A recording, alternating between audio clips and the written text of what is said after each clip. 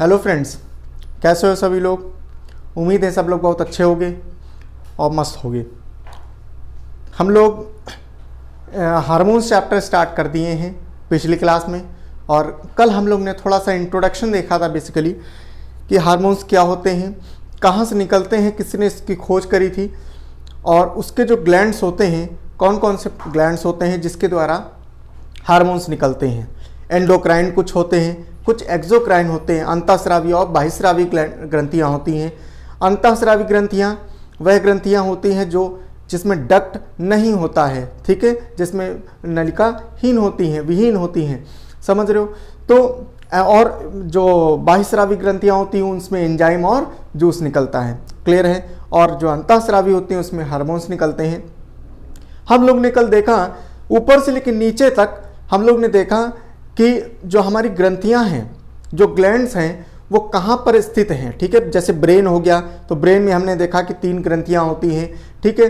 फिर उसके बाद में हम लोग ने आइज के पास में देखा, फिर उसके बाद थ्रोट में देखा, फिर चेस्ट में देखा, पैंक्रियाज हो गया, किडनी के ऊपर हो गया। इस तरीके से हम लोग ने कई सारी ग्रंथियाँ देखी जिसका लोकेशन कहाँ होता है। एग्जाम में क्वेश्चन आता है कि उनका लोकेशन कहाँ होता है, ठीक है।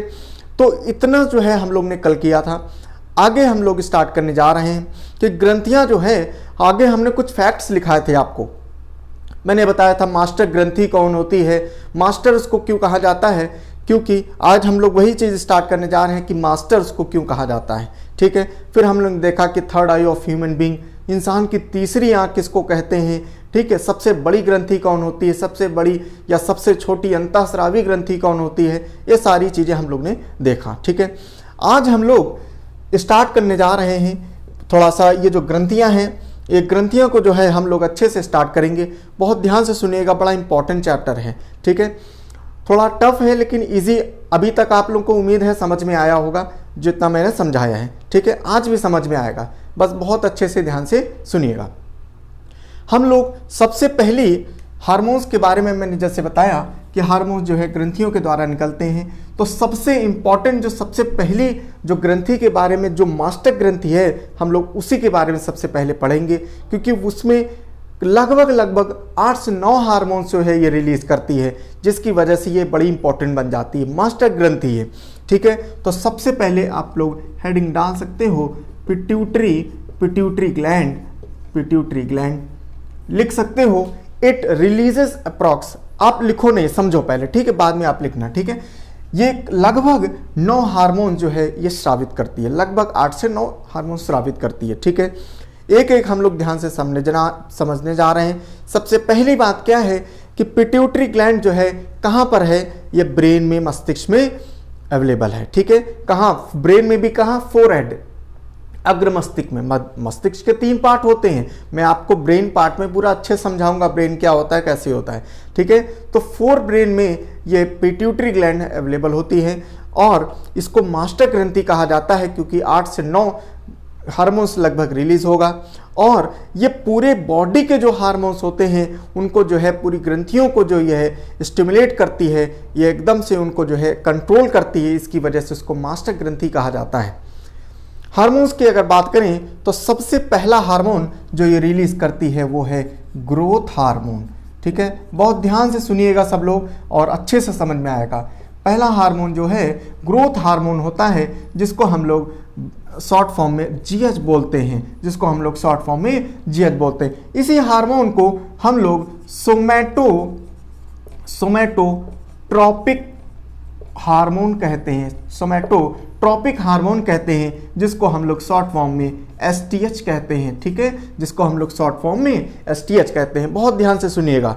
देखो, नाम है ग्रोथ हार्मोन, नाम ही है ग्रोथ हार्मोन, इसका मतलब क्या है, हमारे शरीर की जितनी भी ग्रोथ होनी है, हमारे शरीर की बॉडी को जो डेवलपमेंट होना है, ग्रोथ होनी है, उसके लिए कौन सा हार्मोन रिस्पॉन्सिबल होता है, ये ग्रोथ हार्मोन रिस्पॉन्सिबल होता है। तो ये हार्मोन हमारे शरीर की जितनी भी जो ग्रोथ होगी वो बनाता है, क्लियर है। अच्छा, हार्मोन देखिए, कोई भी चीज देखो नॉर्मल होगी तब तो ठीक है। फॉर एग्जाम्पल जैसे हम लोग ने विटामिन्स पढ़ा, विटामिन्स में हमने बताया क्या कि विटामिन्स हमारे शरीर में दाल में नमक के बराबर चाहिए, लेकिन अगर कम है तो दिक्कत, ज्यादा है तो दिक्कत। उसी प्रकार से हार्मोन है, हार्मोन में भी क्या है कि अगर हार्मोन्स जो है नॉर्मल है तब तो कोई बात नहीं, लेकिन अगर ये चीज़ क्या है, मान लो जीएच हार्मोन क्या है, कम हो गया तो भी दिक्कत, ज़्यादा है तो भी दिक्कत। तो देखते हैं क्या दिक्कत है। अगर ये हार्मोन जो है, अगर ये हार्मोन क्या हो जाता है, हाइपोसिक्रीशन, हाइपोसिक्रीशन हो जाता है इसका, हाइपोसिक्रीशन, हाइपो मीन्स कम, सिक्रीशन माने क्या, स्रावन होना, हाइपो माने जब ये कम स्रावन होगा तो क्या होगा, इससे बीमारी होती है, कौन सी, ड्वार्फिज्म। कौन सी बीमारी होती है, ड्वार्फिज्म। ड्वार्फ माने क्या, बौना। ड्वार्फ माने क्या होता है, बौना, माने क्या हो जाएगा, इंसान बौना हो जाएगा। आपने देखा होगा बहुत से लोग जो हैं उनकी हाइट नहीं बढ़ती है, छोटे रह जाते हैं, किसकी वजह से, उनका जीएच हार्मोन क्या हुआ है, कम रिलीज हुआ है, जिसकी वजह से ये ड्वार्फिज्म बीमारी उनके हो जाती है। ठीक है, एक और बीमारी इसी में होती है, एक और बीमारी इसी में क्या कहते हैं, जो अगर ये कम रिलीज हुआ तो एक और बीमारी होती है, कौन सी, ये होता है साइमन डिजीज। क्या होता है, साइमन डिजीज होती है। ठीक है, साइमन डिजीज क्या होती है, हमारे चेहरे में रिंकल्स बन जाते हैं, गोल गोल धब्बे बन जाते हैं, उस बीमारी को हम लोग क्या कहते हैं, साइमन डिजीज कहते हैं। हम लोग बहुत अच्छे से डीप चल रहे हैं, बहुत ध्यान से समझिएगा। ठीक है, ये सब चीज़ें किताबों में आपको बहुत मिलेंगी नहीं। ठीक है, इसी वजह ध्यान से पढ़िएगा। ठीक है, तो अगर ये हार्मोन जो है अगर कम रिलीज होता है, माने हाइपोसिक्रीशन अगर हो जाता है, तो कौन सी बीमारी होगी, ड्वार्फिज्म माने बौनापन, और एक साइमन डिजीज होती है जिसमें चेहरे में रिंकल पड़ जाते हैं। ठीक है, अगर ये चीज हार्मोन क्या हो जाए, हाइपर सिक्रीशन हो जाए। हाइपर माने ज्यादा, जब ज्यादा स्रावन हो जाए तो बीमारी होती है गिगैंटिज्म। कौन सी बीमारी होती है, गिगैंटिज्म। ठीक है, गिगैंटिज्म ये शब्द बना है जायंट से। ठीक है, जायंट शब्द से बना है गिगैंटिज्म। जायंट का मतलब होता है बहुत विशाल, बहुत विशाल। इसका मतलब क्या है, ऐसी बीमारी हो जाती है जब बहुत ज़्यादा हो जाएगा तो इंसान क्या बहुत बड़ा हो जाएगा, काफ़ी हाइट उसकी बहुत ज़्यादा हो जाती है, समझ में है, इस हाइट बहुत ज़्यादा हो जाती है। ठीक है, एक और बीमारी इसी में होती है, कौन, एक्रोमिगैली मीन्स रिलेटेड टू चिन। चिन माने ये ठुड्डी क्या हो जाती, बड़ी हो जाती है। ठुड्डी क्या हो जाएगी, बड़ी हो जाएगी। और दोनों का ही एग्जाम्पल, सबसे बढ़िया एग्जाम्पल है द ग्रेट खली। आप सब लोग ने देखा होगा द ग्रेट खली को, हाइट देखो कितनी जबरदस्त है। ठीक है, और ये ठुड्डी भी निकली है। इसका मतलब क्या है, द ग्रेट खली के अंदर ये वाला हार्मोन कौन सा, जीएच ग्रोथ हार्मोन या एसटीएच हार्मोन क्या हुआ है, ज्यादा स्रावन हो गया, हाइपोसिक्रीशन हो गया उसका। समझ में आया, ये है पहला हार्मोन। ठीक है, ग्रोथ हार्मोन। उसके बाद में अब हम लोग इसका दूसरा हार्मोन समझते हैं। दूसरा हार्मोन कौन सा है, ठीक है, दूसरा हार्मोन हम लोग देखते हैं। दूसरा हार्मोन है FSH। ठीक है, FSH क्या होता है, फॉलिकल स्टिमुलेटिंग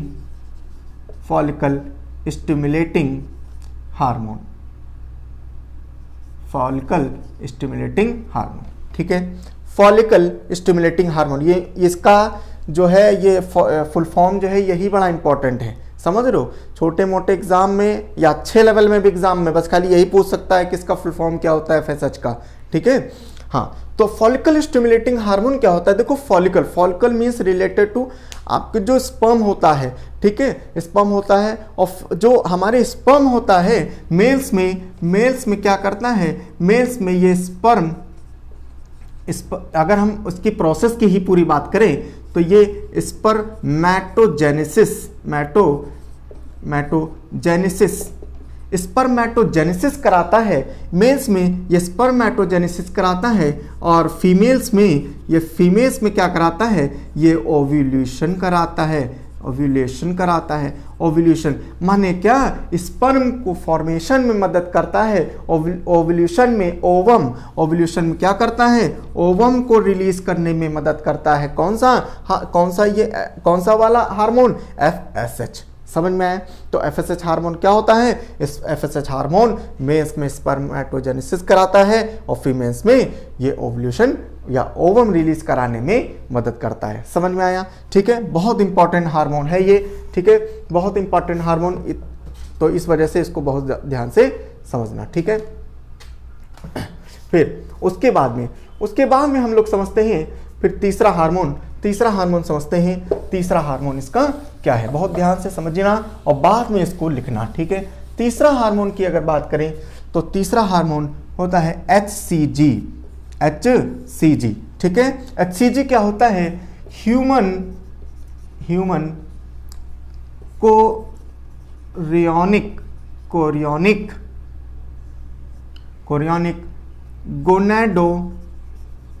गोनेडोट्रोपिक हार्मोन, ठीक है। ह्यूमन कोरियोनिक गोनेडोट्रोपिक हार्मोन, ठीक है। ये क्या होता है, HCG होता है, ठीक है। ये हार्मोन जो होता है, HCG हार्मोन जो होता है, इसको हम लोग प्रेगनेंसी कंफर्मेशन हार्मोन कहा जाता है, ठीक है। इसको हम लोग क्या कहते हैं, प्रेगनेंसी कंफर्मेशन हार्मोन कहा जाता है, इसको कंफर्मेशन हार्मोन, ठीक है। इसको प्रेगनेंसी कंफर्मेशन हार्मोन कहा जाता है, किसको, HCG हार्मोन। ये हार्मोन जो होता है जब रिलीज होगा, कहाँ से रिलीज होगा, प्लेसेंटा के द्वारा रिलीज होगा। जब प्लेसेंटा के द्वारा जब रिलीज होगा तो क्या होता है, ये कंफर्म कराता है कि प्रेगनेंसी टेस्ट पॉजिटिव है या नेगेटिव है। समझ में आए, तो HCG हार्मोन बड़ा इंपॉर्टेंट है। उसके बाद में आगे हम लोग देखते हैं एक हार्मोन होता है, एक हार्मोन है LH, एक हार्मोन होता है LH, ठीक है। एक हार्मोन होता है LH माने होता है ल्यूटिनाइजिंग हार्मोन, ठीक है। ल्यूटिनाइजिंग हार्मोन, ये ल्यूटिनाइजिंग हार्मोन जो होता है, ये हमारे जो मेल्स होते हैं, तो मेल्स में क्या करेगा, ये मेल्स में ये टेस्टोस्टेरोन को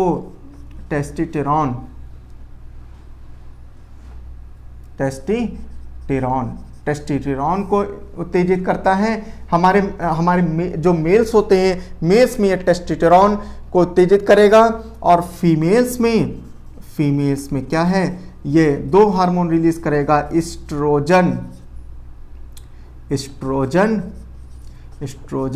एंड प्रोजेस्टेरॉन, ठीक है, प्रोजेस्टेरॉन, ठीक है। मेल्स में क्या करेगा, ये मेल्स में टेस्टोस्टेरोन जो है हार्मोन रिलीज करेगा, और फीमेल्स में एस्ट्रोजन और प्रोजेस्टेरॉन जो है ये रिलीज करता है। बहुत ध्यान से सुनिएगा, फीमेल्स में क्या कर रहा है, फीमेल्स में ये एस्ट्रोजन हार्मोन रिलीज कर रहा है, एस्ट्रोजन। और एस्ट्रोजन हार्मोन क्या होता है, ये बहुत स्ट्रांग होता है, बहुत क्या होता है, बहुत स्ट्रांग होता है।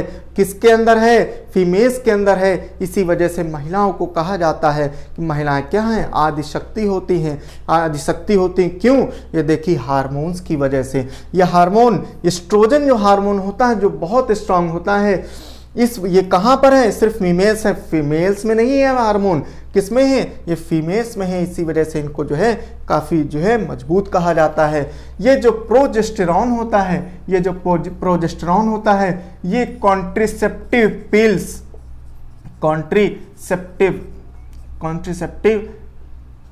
पिल्स जो होती हैं, गर्भ निरोधक गोलियां जो होती हैं, उसमें क्या होता है, यही प्रोजेस्टेरॉन नहीं होता है, जिसकी वजह से कॉन्ट्रिसेप्टिव पिल्स जो है अपना काम करती हैं। समझ में आया, ये हो गया ल्यूटिनाइजिंग हार्मोन, ठीक है, ये ल्यूटिनाइजिंग हार्मोन हो गया है, ठीक है। आगे हम लोग समझते हैं नेक्स्ट हार्मोन, आगे हम लोग ADH, ठीक है। नेक्स्ट हार्मोन है ADH, ठीक है। ADH हार्मोन, ADH होता है एंटी डायूरेटिक हार्मोन, ठीक है। एंटी डायूरेटिक हार्मोन बहुत इंपॉर्टेंट है, ध्यान से सुनिएगा, ठीक है। एंटी डायूरेटिक, देखो डाई मीन्स दो, ठीक, डाई मीन्स दो होता है, और डाई, यहाँ पर डाई का मतलब क्या है, यहाँ का डाई मतलब होता है डाइलेट, ठीक है, या डाइल्यूट, ठीक है। यहाँ इसका डाई का मतलब होता है डाइल्यूट, और uretic means related to urine, diluted इसमें uretic means related to urine. Urine कहाँ पर बनती है? किडनी के माध्यम से यूरिन जो है बनती है। ठीक है, इसका मतलब है कि ये हार्मोन हमारी किडनियों पर काम करेगा, और जब ये किडनियों पर काम करेगा, क्या काम करेगा? ये पानी का रीएब्जॉर्प्शन करेगा। जब पानी होगा हमारे शरीर से पानी को एब्जॉर्ब करेगा, और एब्जॉर्ब करने के बाद में फिर उसको एब्जॉर्ब करेगा, मतलब एब्जॉर्ब करेगा, यूरिन बनाएगा, उसके बाद में फिर एब्जॉर्ब करेगा, यूरिन बनाएगा, मतलब बार बार यही काम करता है। कौन? एडीएच हार्मोन ये करवाने में मदद कराता है। लेकिन जब ये हार्मोन कम रिलीज होता है, माने क्या? हाइपोसिक्रीशन। माने क्या? हाइपोसिक्रीशन जब होगा, जब ये हार्मोन कम रिलीज होगा, तो जो पानी एब्जॉर्प्शन का जो काम होता है इसका एडीएच का, तो पानी एब्जॉर्प्शन क्या होगा? कम होगा, जिसकी वजह से क्या होगा? यूरिन ज़्यादा बनेगी। यूरिन क्या हो जाएगी? यूरिन ज़्यादा बनेगी, और जब यूरिन ज़्यादा बनेगी, इसी अवस्था को हम लोग मेडिकल भाषा में डायबिटीज़, हम लोग क्या बोलते हैं? डायबिटीज़। कौन सा? इंसिपिडिस। डायबिटीज़ इंसिपिडिस बोलते हैं। ठीक है, डायबिटीज़ इंसिपिडिस बोलते हैं। ये डायबिटीज़ वो वाली डायबिटीज़ नहीं है जो नॉर्मली होती है। ठीक है, वो डायबिटीज़ अलग है, वो आगे चल के मैं पढ़ाऊंगा। ठीक है, ये क्या बनेगा? डायबिटीज़ इंसिपिडिस बन जाता है। ये डायबिटीज़ किसकी वजह से हो रही है? In case of hyposecretion of ADH. जब एडीएच की मात्रा जो है, एडीएच जो है कम रिलीज होगा, तो क्या होगा? पानी का रीअब्जॉर्प्शन कम होगा, जिसकी वजह से यूरिन की मात्रा ज़्यादा होगी, और ज़्यादा होगी तो उसी अवस्था को हम लोग क्या बोलेंगे? डायबिटीज़ इंसिपिडिस हो जाएगा इंसान के अंदर। समझ में आया? तो ये एडीएच हार्मोन जो है कहाँ काम करेगा? किडनियों पर काम करेगा। फंक्शन क्या है? क्या करता है? Reabsorption of water. समझ में आया? ठीक है, तो ये एडीएच हो गया। एडीएच इंपॉर्टेंट है। ठीक है, ठीक है। फिर आता है एक हार्मोन है ऑक्सीटोसिन। ऑक्सीटोसिन, ठीक है, ऑक्सीटोसिन या पाइटोसिन भी कहते हैं। ऑक्सीटोसिन या पाइटोसिन कहते हैं। आपको जनरली आप पढ़े होंगे किताबों में ये ऑक्सीटोसिन ही मिलेगा, लेकिन मैं ये तुम्हें एक्स्ट्रा बता रहा हूँ। ऑक्सीटोसिन या पाइटोसिन, ये हार्मोन बड़ा इंपॉर्टेंट है। फीमेल्स में पाया जाता है। ठीक है, किस में पाया जाएगा? फीमेल्स में। ये फीमेल्स में पाया जाता है, और at the time of pregnancy और चाइल्ड बर्थ के समय ये क्या करता है? ये बेसिकली 3 काम करता है। क्या करेगा? 3 काम। प्रेगनेंसी के समय क्या करेगा? ये लेबर पेन कराएगा। सबसे पहला काम क्या करेगा? ये लेबर पेन कराता है। माने क्या? प्रसव पीड़ा कराता है। ये लेबर पेन कराता है। दूसरी बात, पहले तो लेबर पेन कराएगा, उसके बाद में at the time of child birth क्या करेगा? यूट्रस मसल्स को ये एक्सपेंशन एंड कॉन्ट्रैक्शन करेगा। एक्सपेंशन, यूट्रस मसल्स को क्या करेगा? यूट्रस जो है, यूट्रस मसल्स को एक्सपेंशन करेगा। एक्सपेंशन माने क्या? खिंचाव करेगा। ठीक है, एक्सपेंशन एंड कॉन्ट्रैक्शन माने कॉन्ट्रैक्शन। ठीक है, एक्सपेंशन एंड कॉन्ट्रैक्शन करेगा माने खिंचाव करेगा और सिकोड़ेगा। समझ में आए? खिंचाव करेगा, सिकोड़ेगा। इस वजह से ये जो प्रक्रिया होती है, इसी के माध्यम से क्या है? बेबी का जन्म बहुत आसानी से हो जाएगा। आपने स्नेक देखा होगा। स्नेक क्या करता है? स्नेक क्या करता है? ऐसे करके बिल्कुल ऐसे करेगा, फिर इसका संकुचन कर देगा ऐसे, और इसी तरीके से वो क्या है? आगे घूमता है। ठीक उसी प्रकार से यूट्रस मसल्स में क्या होगा? ये बिल्कुल एकदम से कॉन्ट्रैक्ट करेगा, फिर एकदम से छोड़ेगा, और जैसे छोड़ेगा बेबी का जन्म हो जाएगा। समझ में आया? तो ये लेबर पेन कराता है, यूट्रस मसल्स को एक्सपेंशन और कॉन्ट्रैक्शन कराता है, और तीसरा उसके बाद में मिल्क ग्लैंड को उत्तेजित करता है। दुग्ध ग्रंथियों को, मिल्क ग्लैंड को उत्तेजित करता है, दुग्ध ग्रंथियों को उत्तेजित करता है, ताकि स्तन में दूध जो है वो रिसाव हो जाए, सिक्रीशन हो जाए। समझ में आया? तो ये बेसिकली ये 3 प्रकार का काम करता है। कौन? ऑक्सीटोसिन और पाइटोसिन। ठीक है, यूट्रस मसल्स की बात हो रही है तो एक बात और समझ लो, maximum stretchable muscles of the body कौन सी? Uterus muscles. सबसे ज़्यादा शरीर में खिंचाव वाली मांसपेशियां जो होती हैं कौन सी होती हैं? यूट्रस मसल्स होती हैं। अच्छा, एक बात और, चाइल्ड बर्थ की बात आई है तो ये भी बात आप नोट कर लेना कि सबसे पहला जो सिजेरियन बेबी है, माने जो ऑपरेशन से बेबी पैदा हुआ है, वो उसका नाम क्या है? Julius Caesar. उसका नाम क्या है? Julius Caesar. शेक्सपियर के प्ले आपने पढ़े होंगे, उसमें एक प्ले होता है जूलियस सीजर, तो वही जूलियस सीजर जो है वो सबसे पहला बेबी है पूरी दुनिया में, वर्ल्ड में, जो सिजेरियन बेबी कहा जाता है। समझ में आया? ठीक है, तो ये ऑक्सीटोसिन पाइटोसिन ये उसका जो है उसका हार्मोन, अगला हार्मोन है। ठीक है, बहुत इंपॉर्टेंट है ये हार्मोन, बहुत ध्यान से सब लोग सुनिएगा, सुनते रहना। ठीक है, इंपॉर्टेंट हार्मोन है, इसी वजह से मैंने आपको ये चीज पढ़ाई है। ठीक है,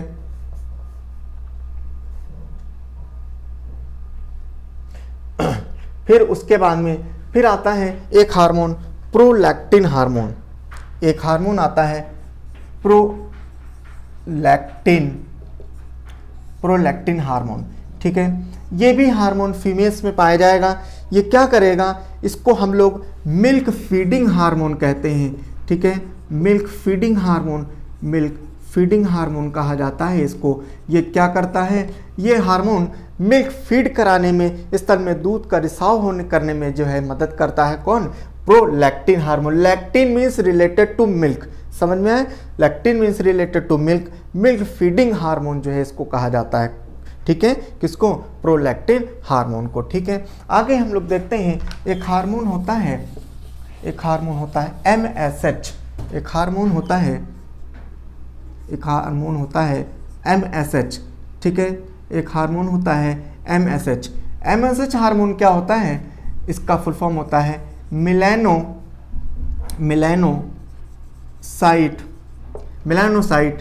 स्टिमुलेटिंग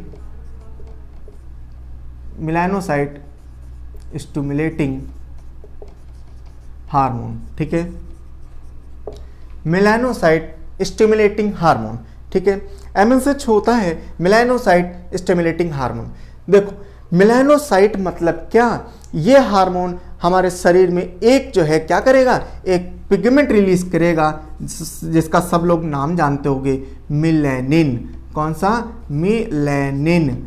मिलेनिन जो है हार्मोन रिलीज करता है, जो क्या करेगा? यह हमारे शरीर में, हमारे शरीर के बाल, हमारे शरीर की त्वचा कैसी होगी? वाइट होगी, गोरा होगा या सांवला होगा? ये किस काला होगा? किसके कारण? मिलेनिन पिगमेंट के कारण। या तो वो क्या होगा, या क्या होगा? उसका रंग फेयर होगा। ठीक है, रंग फेयर होगा, या कैसा होगा? या डार्क होगा। समझ में आया? या डार्क होगा। किसके कारण? और जो है हेयर्स, किसके हेयर्स हो गया, बॉडी का कलर हो गया। ठीक है, हेयर्स का कलर हो गया, बॉडी का कलर हो गया। किसके द्वारा जो है ये डिसाइड होता है? ये मिलेनिन पिगमेंट के द्वारा जो है ये डिसाइड होता है कि कलर कौन सा होगा। समझ में आया? ठीक है, तो ये जो है ये इतने हार्मोन्स जो हैं, देखो आप इतने हार्मोन्स आप पढ़ लियो, मैंने नंबर तो नहीं डाला है, आप नंबर डाले होंगे, 7-8 जो है 8-9 हार्मोन लगभग हम लोग ने पढ़े हैं। तो ये हार्मोन जो हैं, ये सारे के सारे हार्मोन किसके द्वारा स्रावित हो रहे हैं?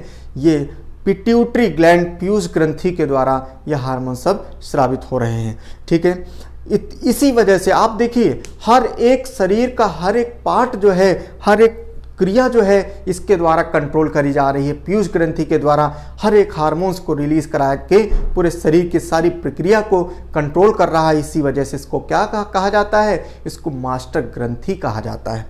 समझ में आए? इसी वजह से इसको मास्टर ग्रंथि कहा जाता है। किसको? पीयूष ग्रंथि को कहा जाता है। ठीक है, आगे हम लोग समझते हैं फिर नेक्स्ट ग्रंथि के बारे में। ठीक है, आगे हम लोग नेक्स्ट ग्रंथि के बारे में समझते हैं। ठीक है, अच्छा अब देखियो, अब एक चीज ध्यान से समझना। ठीक, हम लोग ने क्या किया? हम लोग ने क्या है, पहली ग्रंथि कौन पढ़ी? पिट्यूटरी ग्लैंड पढ़ी। ठीक है, पिट्यूटरी ग्लैंड पढ़ी।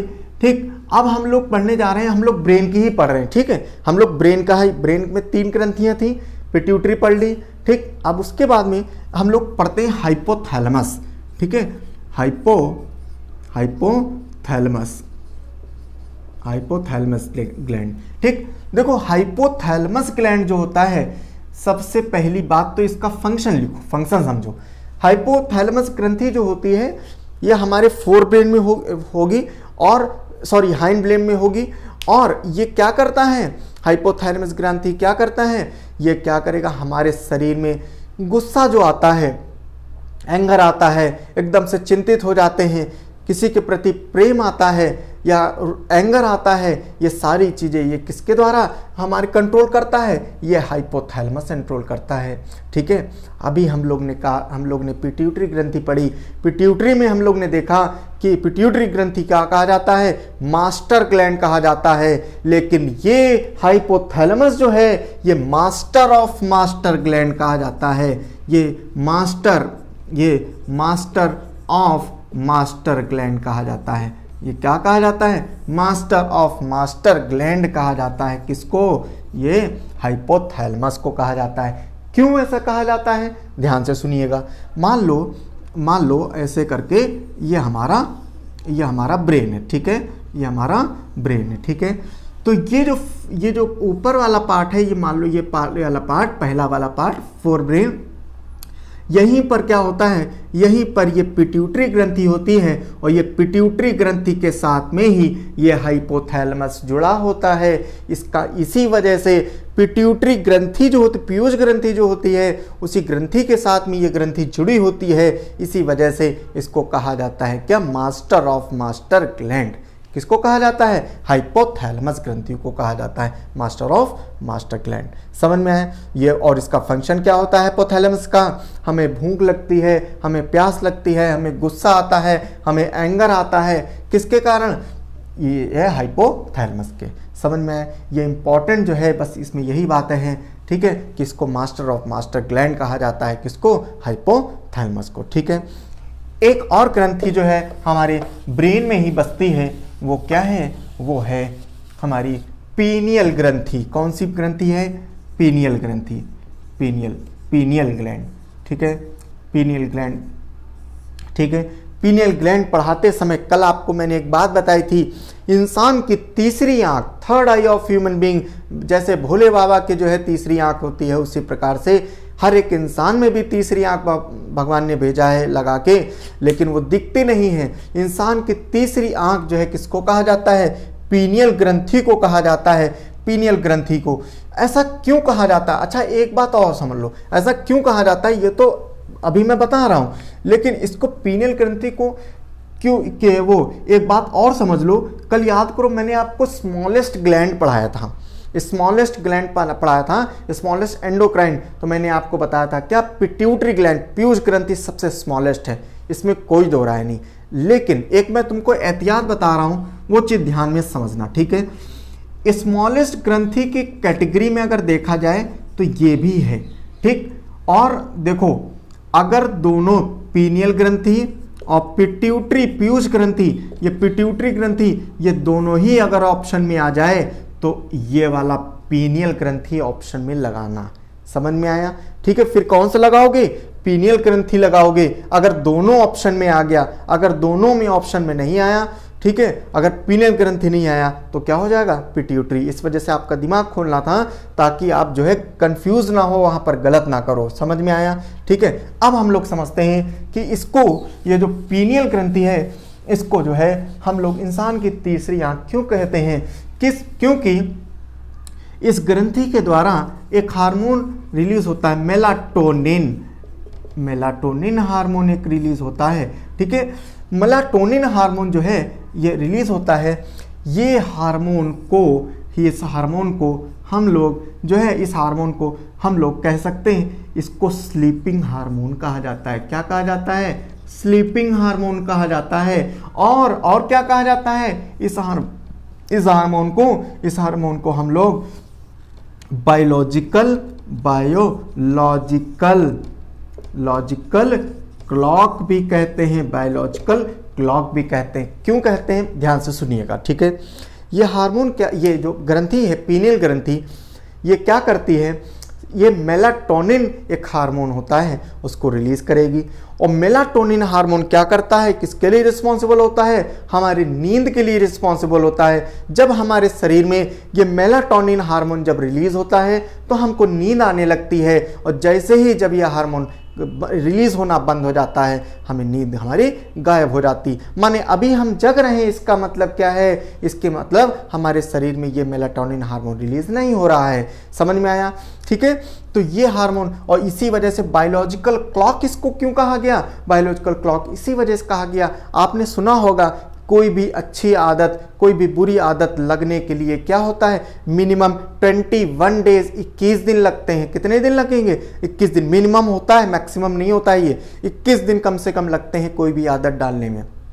तो क्या होता है, जब आप क्या करोगे, जब जैसे बड़े लोग होते हैं ना घर में, आपने देखा होगा, पापा होंगे, दादा होंगे, तो वो लोग क्या है, वो लोग सुबह उठ जाते हैं, ठीक है, वो 4 बजे उठ जाते हैं, 4 बजे उठ जाते हैं। तो क्या होता है कि वो रेगुलर उठते उठते उठते, कभी मान लो कभी जब छोटे में अपना उठना स्टार्ट किए होंगे, तो कम से कम 21 दिन तक जब रेगुलर जब उठे होंगे, उसी मतलब 4 बजे जब उठे होंगे, तो क्या हुआ, ये जो मेलाटोनिन हार्मोन जो है इनके शरीर में एडजस्ट हो गया है कि 4 बजे, ठीक 4 बजे क्या होता है, ये ऑटोमेटिकली ये स्रावित होना बंद हो जाता है। तो जैसे ही स्रावित होना बंद हो जाएगा, उनकी नींद खुल जाएगी। उनकी नींद क्या हो गई? खुल जाएगी। इसी वजह से ये बायोलॉजिकल क्लॉक की तरह, हम क्लॉक लगाते हैं ना, अलार्म क्लॉक लगाते हैं उठने के लिए, तो ये क्लॉक की तरह काम करता है, ये अलार्म क्लॉक की तरह काम करेगा। जैसे क्या होगा, 4 बजेगा तो क्या ऑटोमेटिक क्या हो जाएगा, ये रिसाव होना इसका बंद हो जाएगा, जिसकी वजह से इंसान की नींद खुल जाएगी। समझ में आया? तो मेलाटोनिन हार्मोन जो है, इसी को हम लोग स्लीपिंग हार्मोन कहते हैं, इसको बायोलॉजिकल क्लॉक भी कहते हैं। समझ में आया? तो ये बड़ा इंपॉर्टेंट हार्मोन होता है, समझ लो, पीनियल ग्रंथि के द्वारा ये निकलता है। ये हम लोग जो है, हम लोग आज क्या किए हैं, आज हम लोग में ब्रेन में जो 3 ग्रंथियां होती हैं, कौन सी? पिट्यूटरी ग्लैंड और पीनियल ग्रंथि और हाइपोथैलेमस, ये 3 ग्रंथियां हम लोग ने कंप्लीट कर लिया, इनके हार्मोन्स कंप्लीट किए हैं। और उम्मीद है मैं आप लोगों को समझ में आया होगा। ठीक है, समझ में आया है तो आप लोग सब लोग शेयर करा करो, ठीक है, लाइक किया करो, लाइक जरूर किया करो। मैंने देखा है कि व्यूज़ काफ़ी हो जाते हैं लेकिन लाइक्स कम होते हैं। आप लोग अगर जैसे देख रहे हो तो उसको लाइक कर जरूर किया करो, लेकिन समझ में आए तो, ना समझ में आए तो ना लाइक करना, ये भी मैं कह रहा हूँ। ठीक है, लाइक आए, समझ में आए तो करना।